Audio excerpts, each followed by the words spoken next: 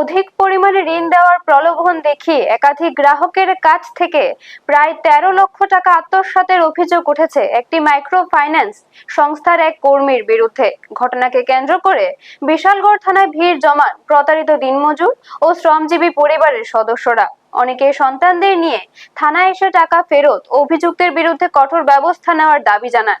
অভিযোগ, বিশালগড়ের রঘুনাথপুর এলাকার একটি মাইক্রো ফাইন্যান্স সংস্থার কর্মী বেশি অঙ্কের ঋণ পাইয়ে দেওয়ার আশ্বাস দিয়ে গ্রাহকদের কাছ থেকে টাকা সংগ্রহ করেন। পরে সংস্থার কর্মীরা কিস্তি সংগ্রহ করতে গিয়ে জানতে পারেন গ্রাহকদের কাছ থেকে নেওয়া সেই টাকা সংস্থার হিসাবে জমা পড়েনি।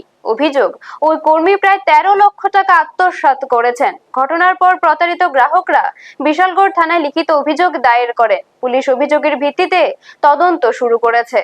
ব্যুরো রিপোর্ট, নিউজ তৎকাল 24। 90,000 টাকা কিস্তি চেঞ্জ দিয়েছে।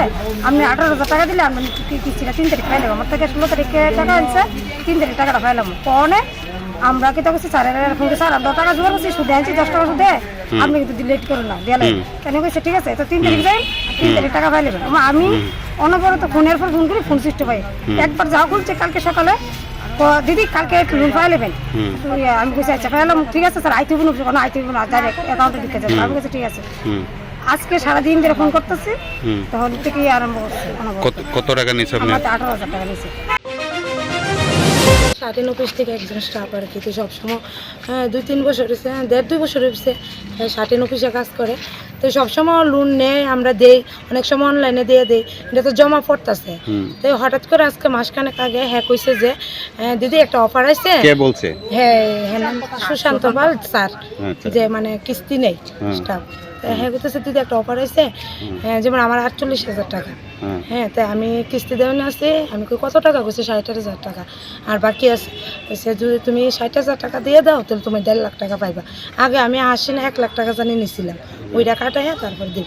তো হঠাৎ করে কইছে, আমি কই সবসময় তো যেহেতু নেই অনলাইনে দেই, এটা জমা পড়ে, যেহেতু আমরাও বিশ্বাস করছি যে না টাকাটা শিওর জানি আমরা পাইবো, এমন অফার আইছে না। আর কইতেছে যেহেতু যে আচ্ছা ঠিক আছে। তারপরে দিছি টাকাটা ক্যাশ দিছি কিছু, অনলাইন দিছি কিছু। দেওয়ার পরে কয়েকদিন পরে আমি ফোন করি যে কি হয়েছে, তুমি টাকাটা দিয়ে আমরা লোনটার কোনো খবর নাই। কইছে দিদি এই টাকাটা তো তোমার একবার তোমার সিভিল খারাপ। আমি কি আর সিভিল খারাপ? আমি তো সবখান থেকে টাকা নিতেছি, কোনখান থেকে তো আমার সিভিল খারাপ না। তারপরে ফোন করি, দিদি কালকে হয়ে যাবো গা, সিভিল খারাপ দিকে আপনার আমি একটা অ্যাপ্লিকেশন পাঠাইতেছি, যারা ভালো কিস্তি দেয় তারা টাকাটা আপনার টাকাটা ঢুকে যাবো। তারপরে কয়েকদিন আগে ফোন করলে 3-4 বার ফোন করলে, তারপরে একবার রিসিভ করে, তারপরে অনেকবার ফোন করে। আজকে কয়েকদিন ধরে ফোন করে ফোন করে ধরে না। আপনারা দেখছেন নিউজ তৎকাল 24।